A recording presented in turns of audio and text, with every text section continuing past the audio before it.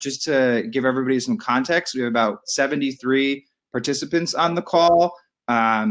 Councilmember Chin and Councilmember Rivera are hopefully going to join us at some point during our call, and we will break in to allow them to say hello to you. I just wanted to begin by thanking all of you for joining us today. As was described in the email, we're going to be reviewing the Paycheck Protection Program, that is the newest part of the relief the federal government has passed, whose applications opened on Friday. We all share your frustrations with the rollout of that program and hope this call and some in the coming days will be able to provide some clarity and allow you to easily access applications. I just want to start out by quickly thanking our partners from the East Village Independent Merchant Association, the team, and Jimmy Carbone. From Community Board 3, Alicia Lewis-Coleman, the chair, Susan Stetcher, district manager, and Megan Joy, who we have here today. I, of course, want to thank council members Chin and Rivera for their steadfast support of all of our communities, both in these times of emergency and times when things aren't so hectic. And also Senator Hoylman, his office has joined the call today. Importantly, I'd like to thank the team from Freshfields Bruckhaus Deringer, who have graciously volunteered their time to be here today to help us walk through this application. And then finally, our community partners in the East Village and Lower East Side, the East Village Community Coalition, Cooper Square Committee, and the Essex Market Vendor Association. And I'll briefly just turn it over to Megan Joy. Megan leads Community Board 3's Economic Development Committee and has been an incredible supporter of small merchants in our community, especially during these trying times. Hey, thanks, Tim. Yeah, I mean, like Tim said, I chair the Economic Development Committee on Community Board 3. I also own Lucky Jack's and Donnybrook in the Lower 11th Street Bar in the same community district. And I think I'm just like the rest of you guys, just trying to figure out this every day. And I've spent 90% of my day researching the EIDL and the PPP to figure it out for myself and the rest of you guys. So yeah, hopefully this will add some light to it. Just add, Clara Lyle from our team walk us through most of this presentation with our partners at Freshfields. Please be on the lookout. We are going to be having another webinar this week and then be able to resolve both the questions that we talk about here, as well as additional questions outside of PPP via email. So we'll continue to stay in communication with all of you and be able to respond to those questions and answers in that email follow-up that we'll send you. We'll have direct contact information for our team so that we can continue to be a resource as we move this ball forward. Great. Everyone, thank you so much. I'm very grateful to have you all here today. We're really hopeful that this will be an impactful webinar for everyone. So we are going to start today with a presentation from the Freshfields team that they have been very kind to put together. And then we're going to follow that with some of the questions that were submitted beforehand when you registered for this webinar, and then hopefully continue to answer some of your questions as they come up in the presentation that you can submit through chat. So without further ado, I would like to introduce a few folks from Freshfields who are on this call with us. We have Ann Powderly, an associate. We have Omar Pringle, one of the partners, and we have Vanitas Sithapathy, who is also a senior associate at Freshfields. And I am going to let them take it away. Great, thank you, Clara. Hi, everyone. So, I'm an associate at Freshfields. Omar, Annie, and Brian, together, all of us will walk you through some of the key areas of the Paycheck Protection Program, and we'll sort of try to highlight the things that we think are likely to be most relevant to you. But I know we have a Q&A session at the end of the presentation, so if you think we haven't covered some of the topics that are material, please feel free to sort of raise questions. This is meant to be an interactive session. And if you have any questions at the end of this program as well, our contact information is at the end of the slide deck. We are happy to take questions separately. So with that, I think just to give you an overview of the program, as you might have heard, the Paycheck Protection Program is a lending program for small businesses. The government has allocated an amount of $349 billion for this program. But I think the key thing to note over here is that the specific loans allocated under the program will be on a first come, first served basis. The program opened for most small businesses on April 3rd. And so unless you're an independent contractor or you're applying as a self-employed person, your applications they're supposed to have started accepting applications on April 3rd. And because it's on a first come, first served basis, we just want to make sure you're sort of aware of this. And if you intend to get any benefit out of this program, you should be putting in your applications sooner rather than later. The amount of loan that is available for each business or each person, each borrower under this program is 2.5 times the average monthly payroll costs. And we will come in a few minutes, we'll talk about sort of how you get into the detailed calculation for this. But I think it's important to again remember that the program is primarily intended to cover payroll costs during these unforeseeable circumstances. So the amount of loan that's available is based off of your average payroll cost. It is capped at $10 million. And also, as you might have heard, the program is ultimately intended for this loan to be forgiven. But one of the conditions that determines the amount that will be forgiven is how much of it is actually spent on your payroll. And the program requires that you have spent 75% of whatever you borrowed towards payroll costs in order for that amount to be forgiven.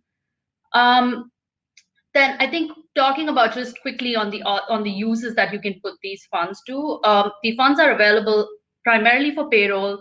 You can use it to pay interest on your mortgage. You can use it for rent. You can use it to pay utilities. But again, just bearing in mind the 75-25 split, that's relevant in order for the loan to be converted into a grant.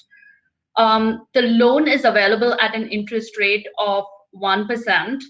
To the extent a portion of this is not ultimately forgiven, you can defer payment by up to 6 months to a year. Interest still accrues during this time, but at least you won't have to think about repaying of the amounts due under the loan itself. You don't need to there's no requirement to provide a personal guarantee or any form of security in connection with this loan. The loan is 100% backed by the government, so that's a helpful feature. Moving on to the eligibility criteria one point for I would this make loan. just on the cost. You're talking about mortgage and rent and utilities.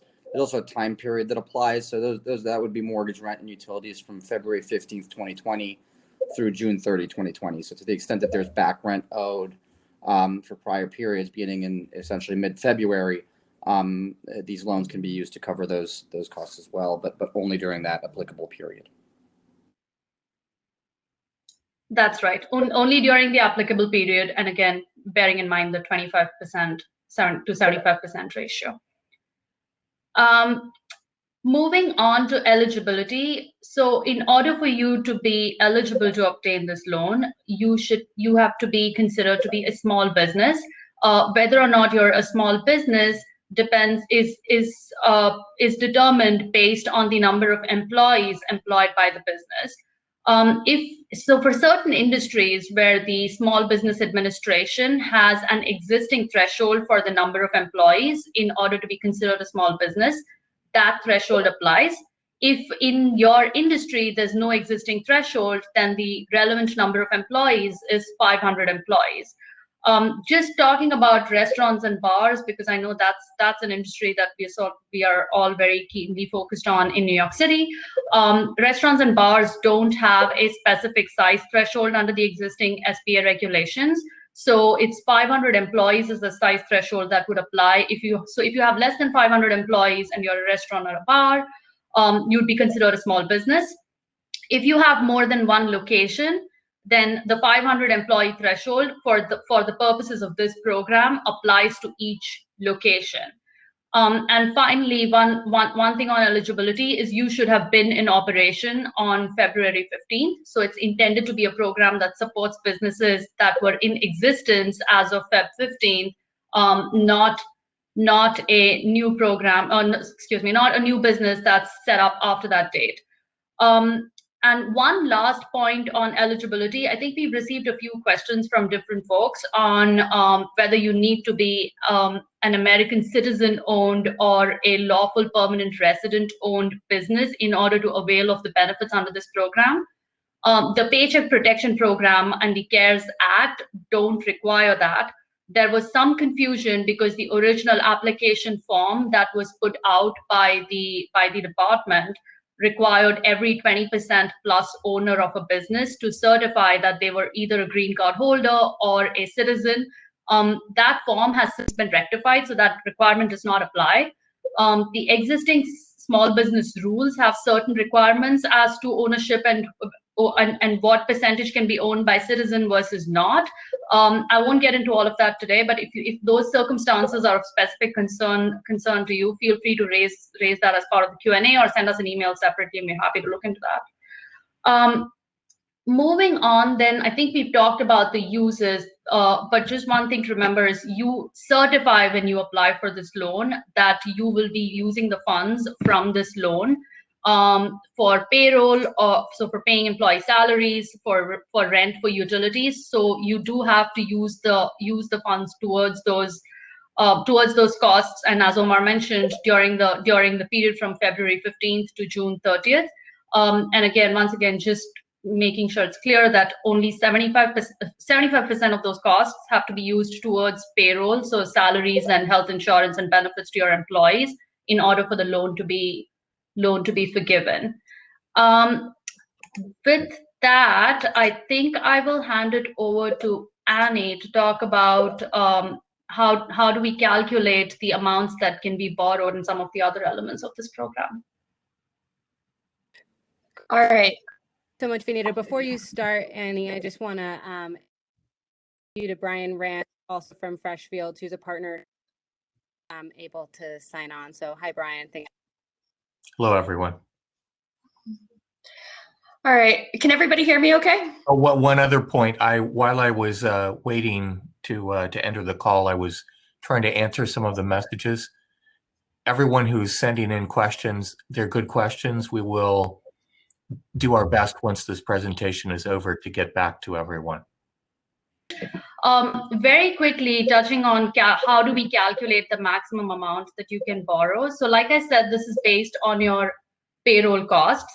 And we have sort of a detailed calculation here with an example that people can review after this presentation. But essentially, it's intended to be, you calculate your average monthly payroll costs. You do it either, and there's some disagreement or confusion between the form and the guidance as to whether you do it based on the last 12 months or you do it based on the calendar year 2019. I think for starters, you probably just try both and see which one's giving you a slight advantage, and maybe and in the meanwhile, watch the space to see if we receive any updated guidance, or maybe talk to the lenders about what the method that they're using. But essentially, you're calculating your average payroll cost. You're multiplying that by 2.5 because that gives you the maximum amount that you can borrow. If any of your employees are drawing in excess of $100,000 of annual income, you need to subtract the excess before you arrive at the aggregate payroll cost. And also just bear in mind that your employees who count for the purposes of calculating your payroll and for the purposes of your size threshold are employees whose principal place of residence is in the United States. So once you work through that number and you've arrived at your average monthly payroll costs, you multiply that by 2.5, and that gives you the amount that you can borrow. If you had obtained an EIDL loan before April 3rd and during 2020, so when the COVID circumstances sort of began, then you are allowed to add the amount of that loan to the payroll cost, to 2.5 times the payroll cost that you're borrowing under the PPP program. Just one thing, and again, this is sort of a lot of numbers, so happy to like look at this in detail during the Q&A or later. But the EIDL has a portion which is provided for a grant. So it's $10,000 that you can receive as a grant rather than a loan. So that does not, to the extent of that portion, so if you don't actually have a loan that needs to be repaid under the EIDL, that won't get added to what you can borrow under the PPP. Moving on then to the application process, you can apply through any existing SBA lender. We have a list of active SBA lenders. We have a link to that list on these slides, which we can circulate. But essentially, some of the active banks include Wells Fargo, JP Morgan Chase, TD Bank, and several others. I think one thing that you may have seen in various news reports, as we have, is that a lot of lenders are requiring existing relationships with the banks in order to allow you to use this process. And I think and it sort of really varies from bank to bank, but I think some lenders are requiring that you have an existing, either a credit card program or some form of existing borrowing relationship. Others are maybe okay to sort of allow you to use this program to the extent you have a bank account with them. So it's really a conversation that needs to be had with the lenders. Along with your form, you will have to provide some sort of supporting documentation relating to the payroll cost that you've incurred and what you intend to use the funds for. There also is a good faith certification that you need to provide of various matters, including sort of what you plan to use these funds for, endeavor to use products and equipment from the United States, and a few other things that the form sort of has details on. Moving on to loan forgiveness and eligibility for loan forgiveness. The loan amounts, as Omar mentioned, you need to use the funds from during February 15th to June 30th in order for it to be forgiven. It's no more than 25% of the forgiven amount can be used for non-payroll costs. If you have employees who receive cash tips, any compensation that you pay to those employees, including towards the tips, are eligible for forgiveness. One thing to bear in mind is if you reduce your workforce as compared to a relevant prior period, or if you sort of reduce the wages that you're paying employees, either because the number of hours they're working is reduced, or for some other reason, all of this will have an impact on the amount of the loan that's forgiven. So if you reduce your workforce by a certain percentage, your forgivable portion of your loan will be reduced pro rata. If you reduce the wages by more than 25% as to wages during a prior period, any of the amount in excess of that 25% will reduce the amount of loan that reduce the amount of loan that can be forgiven. So just things to bear in mind as you're sort of taking commercial decisions as to workforce and wages. Your request for loan forgiveness, you make that request directly to the lender that's servicing your loan.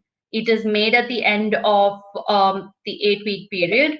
And you will again have to provide supporting documentation that verify the number of employees, how much they were paid, and sort of lease, rentals, and utilities, and all of the other authorized payments that you put the funds that the funds were used for. One point there, we recommend making sure that you're able to establish that definitively. It may make sense to set up a separate bank account to receive the proceeds and keep track of the payments out, but otherwise keep meticulous records so that it's possible to establish this definitively. Otherwise, the loan will be repayable in 2 years. And so the lender needs to make a decision on whether or not your loan is forgiven within 60 days. So that's as Brian says, you just have to sort of bear all of these things in mind and make sure you're creating appropriate records that make this decision as seamless as possible. And then finally, we just wanted to highlight on the last slide that you do have the Economic Injury Disaster Loan Program as an alternative to PPP, which has been expanded for the purpose of the COVID-19 circumstances by setting aside an additional $10 billion. You'd be happy to sort of go into further detail about this program either during the Q&A or separately later. Alternative that you may want to explore in addition to looking at the PPP program. So I think that brings us to the end of the presentation. Clara, if you want to sort of take it to the Q&A, or Omar, Brian, I think Annie is now back on, if any of you have anything else to add. Thank you so much, Vinita, and I appreciate everyone sort of sticking with us through some of the technical difficulties here. Excited to move into the Q&A portion of this. So to start off, Hey, Clara. Clara, it's Tim. Sorry, with my 3-year-old son causing a chaotic ruckus in the background. But I just wanted to thank Councilmember Rivera, who is just joining us, and just give her an opportunity to say hello. Councilmember, really thank you for your continued support. Thank you for joining us today. Sure. All right. Hey, everyone. Everyone can see and hear me? yes. Okay. Okay. So I just want to join the call. I'll be brief because the presentation is the most important thing. And this kind of coalition of stakeholders and people who want our community and our small businesses citywide to succeed have really come together in, an encouraging way. So I am the local council member for the Lower East Side, East Village, Gramercy area. I go all the way up to Murray Hill. And if you go around my district, you'll see shuttered storefronts, and whether it's restaurants, bars, nail salons, hair salons, whatever it is, these are the small businesses that really make our community so unique. So what we're doing on the city level, of course, there is so much that is contingent upon federal intervention and assistance. And so we are making sure that we're talking to our Congress people, that we're talking to our state electeds in Albany to make sure that they're really responding to what is the critical need. So we're pushing for more state and city assistance to small businesses and not-for-profits.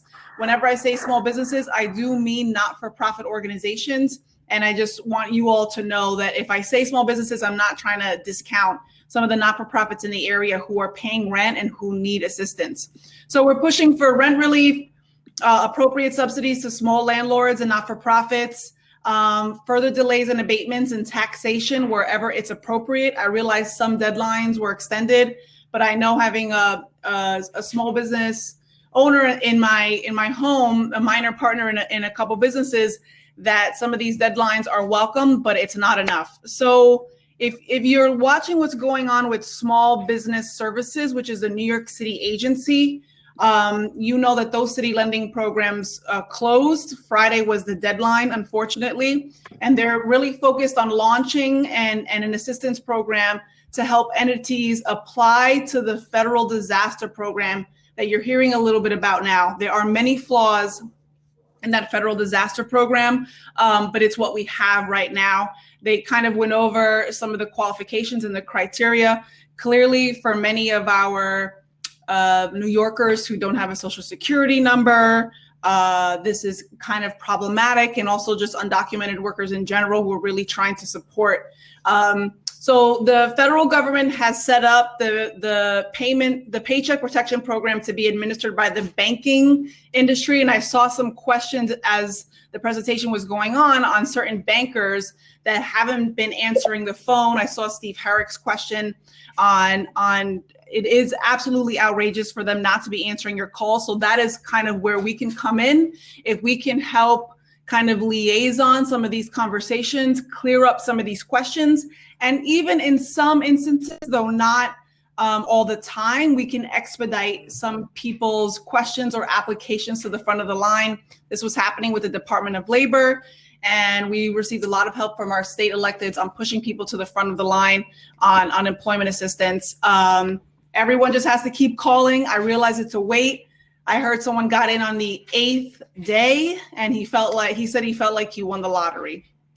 So applicants, I know, are, to go back to the banking, they're asked to use banks they have relationships with. Banks are pretty much writing their own rules on eligibility of their customer base. We had our Congresswoman contact Bank of America, which on Friday was limiting loans to customers who carry debt with them. And by Saturday, Bank of America had expanded the criteria to include a broader customer base. So even though I know sometimes we talk a lot on these calls, we want you to know that we are calling some of these larger entities and pushing them to reverse some of the policies that are really getting in your way on top of all of the challenges that you already have. So some banks like Citi haven't even gone live. That was as of about 11:30 a.m. today. And I do have a lot of concern about putting so much power in the hands of banks, even with relief packages. So that's why I think these calls are important with bids, with local merchant associations. You are the eyes and ears of what folks are saying on the ground. And so I really just want to thank you for kind of just keeping me included as the work I'm trying to do on the city level to come up with a relief package that we hope will be paid for by the federal government, but we know that that's not the case.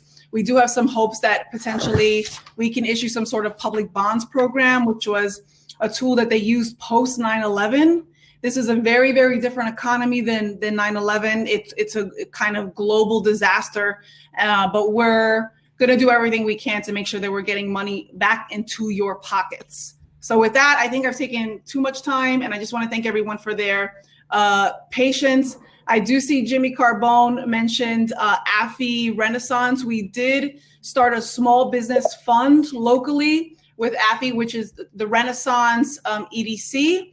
That was loans that had actually the lowest interest rate kind of in the area. It is very, very popular. They've actually received double the number of people they could possibly serve, but we're hoping that through advocacy, we can actually put more money into that pot so they can serve some of you all. If you haven't applied, you can contact my office on how to apply. And again, we're working with them and a number of other lenders. I realize a loan, even interest-free, is still debt. And so I don't want that to be the first place that we go, but I want to make sure that you have all the options available and that just economically, they're the easiest to kind of accept and really take on. So we'll be there with you every step of the way. I know this is really, really challenging, and I just want to thank everyone for being on the call. Thank you, Councilmember. I really appreciate you being here, and again, appreciate your continued support as we all work through this together. I think this is uncharted territory for a lot of us, and it's one day at a time. I'd also just like to thank Councilmember Chin. I know Gigi Lee from her office is on the phone, but they're having some technical issues. I very much appreciate, just like Councilmember Rivera, their office is being in touch with us on a regular basis and really trying to find any and all creative solutions here, right? As the council member said, it's the state and it's the feds, but it's important to know that the folks on the ground of the city have your back, and we've appreciated their constant support to us every single day. Clara, do we want to go into some questions now? Perhaps if the council member might be here for a few minutes and anyone has a question for her, we could address that as well. Great. Yeah. Thanks, Tim. And thank you, council member, for being here. So appreciate it. The first question that I wanted to ask Freshfields was if we're able to apply to both PPP and economic injury and sort of what the ins and outs of that look like. You are able to apply to both PPP and the EIDL. You obviously cannot double dip, so you can't be borrowing from both of these both of these buckets for the same purpose. To the extent you're using your EIDL for purposes that your PPP can be used for, you can use the PPP to refinance your EIDL or to sort of, so if you've used your EIDL to pay for your payroll, for instance, and you then separately borrow your PPP, you can put the PPP towards refinance of the EIDL. But otherwise, you can sort of borrow from under both of those, and the PPP still needs to be used for whatever it can be used for, whereas the EIDL is available for a broader purpose. And we can follow up too, just to make sure that I think part of the question is if you do or have filed for the EIDL and you've received that $10,000, that doesn't really count towards the paycheck protection money, and that's kind of credited to that, correct? So correct. So it does not increase what you would get under the paycheck protection, because the $10,000 is an emergency grant that the EIDL allows you to obtain. Got it. So that's not really something that you need to refinance. So you don't need to borrow under the PPP to pay that back. Got it. And I see, just maybe we could answer Jimmy's question with respect to FEMA grants. I am not aware yet if there's a specific program. We will certainly keep you in the loop. With respect to the state regarding rent due, there is a current moratorium on rent due for commercial and residential tenants. And with respect to Con Edison and utility, there's a shut-off moratorium. And I believe there are a couple different programs that are working with both commercial and residential tenants for payment issues. And we'll certainly circle back and make sure that we can provide the specific clarity about how you can access those programs when they're available. I think the Con Ed ones have some specificity. On the other pieces, we will let you know. Do we have emails, I assume, of everyone who's participating and leaving questions? We do, and I think the plan is to aggregate most of this information and follow up with emails, just so that we can do an FAQ from the call and address any other issues that have come up. It would be a great idea. That there are a lot of really good questions that people have asked. Great. I did see a question as it related to the PPP emergency economic injury sort of double dipping question, is whether or not it might affect your loan forgiveness to apply for both. I don't think so. As long as you meet the requirements for the loan forgiveness in terms of applying the proceeds to the required uses, and in particular the payroll requirement. I don't see how the one program affects your entitlement to forgiveness under PPP. Okay, great. And can I just, for those folks that have, some unfortunately have no income right now, so they've had to close their business and furlough staff. What is there? My understanding is PPP allows you to work with that program if you can hire back by June 30. Has that? And I guess, has there any? And maybe this is a question for our federal officials. If there's been consideration given to if we're not open by June 30, right? And what kind of happens then? So I don't know if anyone has any insights on that, but maybe a question that we should definitely follow up with our colleagues at the Small Business Administration about. I think that's correct. I mean, one of the key questions really, the program as it was envisaged by the legislation, I think assumed that the crisis would be over by June 30th, and that people would be back at work long before that. At this point, who knows whether that's going to be the case? We hope so, but there's no guarantee, and it'll undermine one of the key purposes, I think, of the program, which is getting money to people who were employed to get them to work, or at least tide them over until they are able to work, if there aren't some modifications. Another question that seems to be coming up a lot is what constitutes an employee.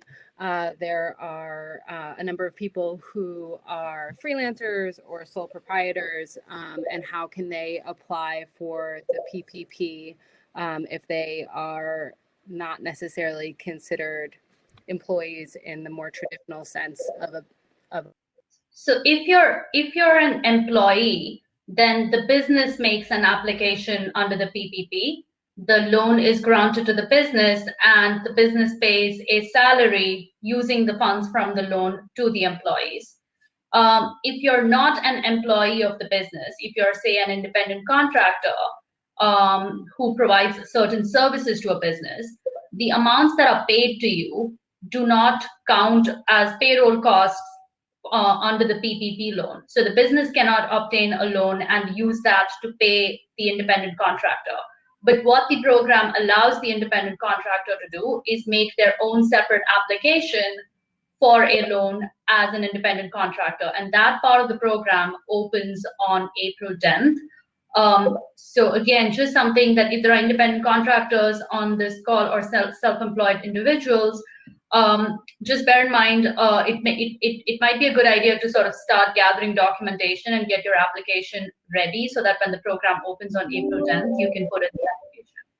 Got it. And I just think we're getting a couple of those questions. So I just want to clarify that if you are an owner operator, right, and you're not technically on your payroll, what you're saying is the PPP program and the application opening on the 10th will provide relief for that specific instance, right? Right, but the PPP program is intended for you to pay your employees, right? It's not intended for the so if you're a business that's borrowing under the PPP program, you're using those funds to pay your employees. If you are also an employee of your business, so say you're getting a W-2, you're drawing a salary regularly from that business, yes, the business can use the PPP funds towards that. But you cannot, if you're drawing, say, profits from the business, you cannot use, the business can't be borrowing under the PPP to pay its stockholders profits. What you can be doing if you're a self-employed individual with no employees, or if you're an independent contractor, is making a separate application to cover your income from the, and Brian, you may have sort of more specific details on this, but sort of to cover your income from the past period that is now lost as a result of these circumstances. Right. You have to establish some independent records of your business, the essentially salary that you paid yourself, subject to the cap. Thank you.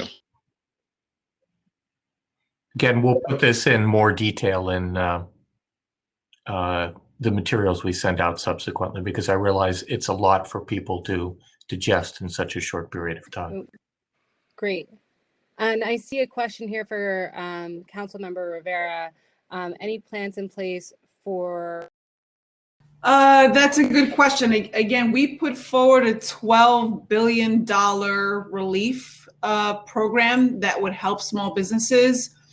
And we have a number of desirable outcomes. One would be that the federal government, in whatever wave is coming, the next wave, hopefully, of some relief for people, that they will essentially, pay for this relief package so that we can distribute it on this very, very local level. We have the public bonds program. Besides that, if the federal government did not pay for that relief package, then we also have the public bonds option. Again, a very, very, very different economy than post 9/11. And right now, what we are working to do is advocate for some of these, especially for the CARES Act.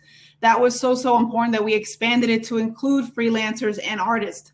And so there's a lot of unemployment insurance benefits, factors that we were pushing for to make sure that it was inclusive.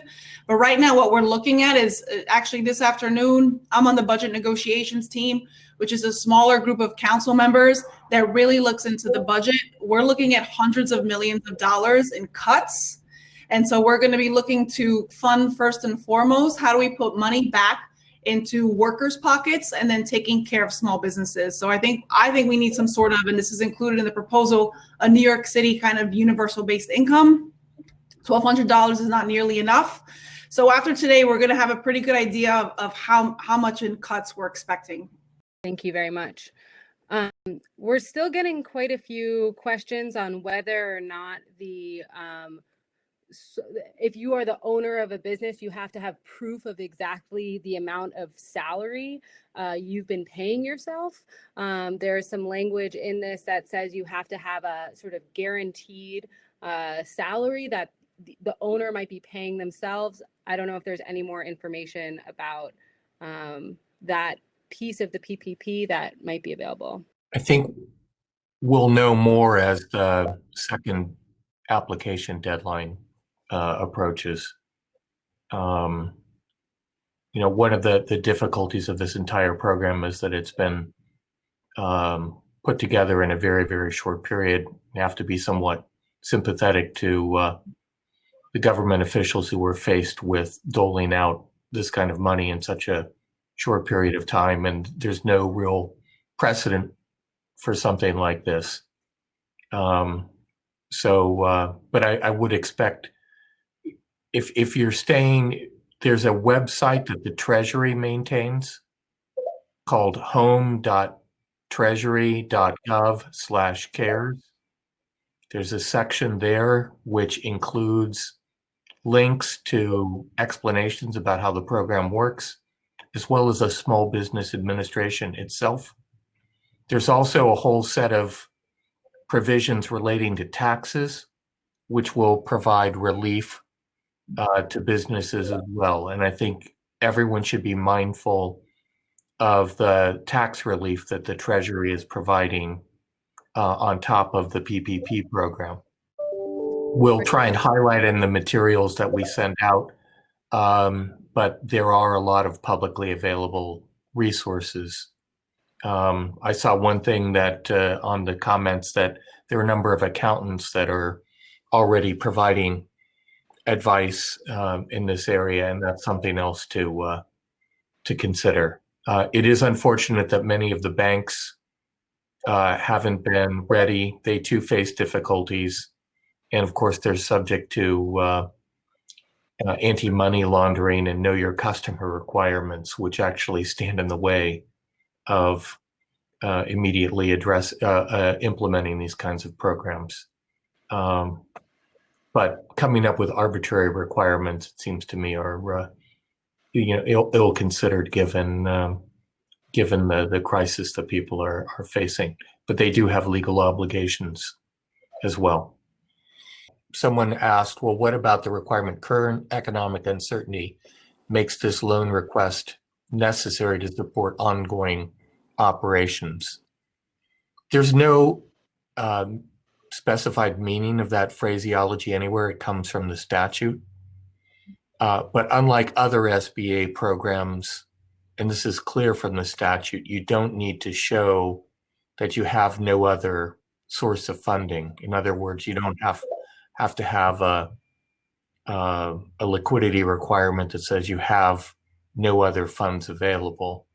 I think if you can demonstrate that you really have no way to maintain employment, or you can point to, substantially declining revenues that would make it difficult to keep your payroll alive, that's sufficient to meet the requirement that your operations really couldn't continue with X employees if you didn't receive this kind of relief. That's, I think, fairly straightforward. So there is no magic meaning to that language. Thank you. Omar, did you want to? Yeah, I'm back on. I'm not sure that I have a lot more. I think Brian hit on it, which is we'll know more hopefully in the coming days as we get closer to the filing date for independent contractors and sole proprietorships. I do think, and Brian, you alluded it too, I think there will be hopefully ways in terms of showing what is akin to a salary and what's been paid to you in a sole proprietorship. To the extent you have not been, to the extent you have been running payroll and paying yourself through payroll, that's an easy record to show.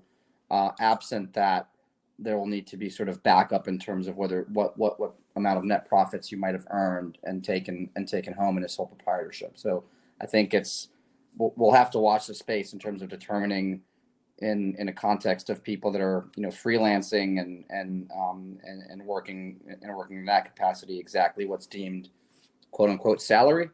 But there should be, as we approach the deadline, more clarity there. Great, thank you. There's a question here that I want to ask, which is if your business closes after 2.5 months, because it's forced to remain closed or for other reasons, is the PPP forgiven, or are you still on the line for that loan? I think if you spent the money as required by the program, you're entitled to forgiveness. I think that's right. It's not a requirement for your loan to be forgiven that you remain a viable business enterprise. The goal of this program is to make sure that people are employed, or those who are otherwise would be put out of work, continue to receive payroll. To answer your question, Alex, I just see, I believe that is the opening date, not the deadline for freelancers to fill out. We are getting to the end of our chat. Brian, I know you've been following some of the questions here. I just wanted to give you a second. If there was another question that you felt you wanted to answer while we're still on, I think will be helpful. I've included some of the links. Some people requested links to the Treasury site as well as the SBA site. And if you, we'll send you both a link to our summary of the programs and sort of a bullet point outline, which condenses all the bureaucratic language into just a few pages with other helpful links. And send that out to everyone who's on the phone call. Yeah, I would, and I would just say that we will sort of go through the question. A lot of questions have come in, a lot of good ones. We'll try to address them as best we can after this program. We'll also share our materials. I'm seeing a lot of questions around what are considered payroll costs, etc. Hopefully, the things that we send around will make a lot of that clear. As Vanita alluded to, there, we've included sample calculations in our PowerPoint. That we didn't go through in detail on this call, but that will hopefully be useful to people who are actually out there filling out applications and trying to figure out how much they're entitled to receive. Great. Thank you, Omar. Thank you so much to the Freshfields team for being on this call. I know you're going to be putting materials together. We're also going to be putting some materials together for sort of some of the non-legal questions that came through.